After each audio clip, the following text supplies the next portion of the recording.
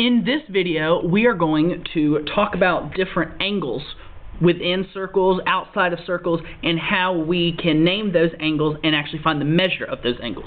For this particular video, when you're following along in your notes, you want to make sure you have some highlighters or colored pencils, crayons, markers, something with different colors, because we're going to make this sheet a little colorful. So, looking at our first example of circle A, we see that we have an angle where the vertex of our angle is in the center of the circle. And the name of this angle is angle BAC, and this is what we call a central angle. So if I wanted to find the measurement of this angle, it is equal to the measurement of the arc BC. And so this arc BC is the measure of our angle ABC. The arc BC is also referred to as a intercepted arc, because looking at our angle, you can think of it as a mouth, and the angle is eating an arc. The arc that is being eaten is considered the intercepted arc. So our next example is the angle APB. This angle is, the location of the vertex is on the circle, and since it's still contained inside the circle, it's what's called an inscribed angle, which we'll get to that a little later. To find the measurement of this angle, I want to take 1/2 the measure of the intercepted arc. So the intercepted arc in this example is AB. 1/2 of that measure will give me the angle measurement of APB.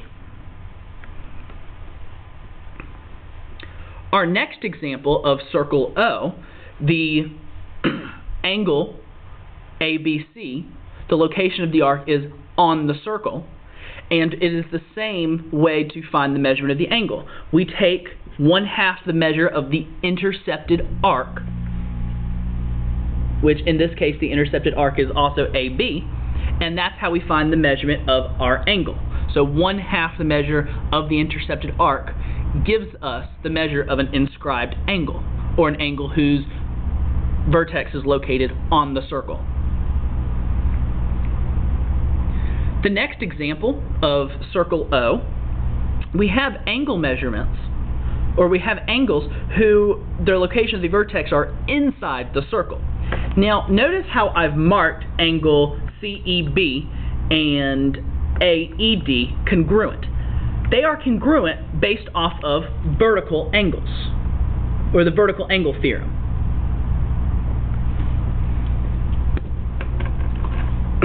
So, when we're using this and trying to find the measurement of these inside angles, we use a formula 1/2 times the sum of the big arc plus the small arc. So what I mean by that is, if we look at the intercepted arc of one of these angles, so the big arc BC, that's considered our big arc because it's bigger than arc DA. And then we look at the other intercepted arc, DA is the small arc. In order to find the measure of angle CEB or AED, we take 1/2 times the sum of the big and small arc. A mnemonic tool to remember this, that it's the sum, is that these angles inside our circle form what looks like a plus sign. So the last three examples are very similar, but we're going to talk about them each individually. So looking at this next example, notice we have the angle ARN, where the vertex is outside of the circle. This is called a circumscribed angle because it's outside of my circle. And in order to find the measurement of angle ARN, I'm going to take 1/2 the difference of the big and small arc. So in this case, the big arc is arc AN, and I'm going to subtract the small arc from that, which the small arc in this case is the other side of AN, which we could call AEN. And so we have our big arc minus our small arc times a half. And so in this case, our big arc is denoted as AKN minus AEN times a half, to be more specific. Now, notice when I named this arc, I wanted to know which direction I was going. By using the K given here, I know that AKN is my major arc of the circle, and then using the E, I know to go in the E direction, so AEN gives me the minor arc, or the small arc. So then looking at our next example, we have the angle NVE.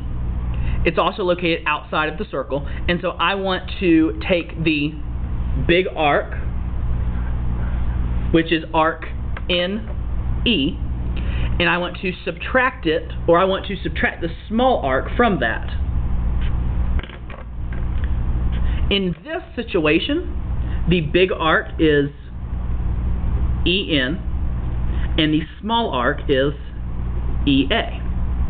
And to find the measure of the angle V, I would take the half of that difference. So in our last example, the angle is once again located outside of the circle.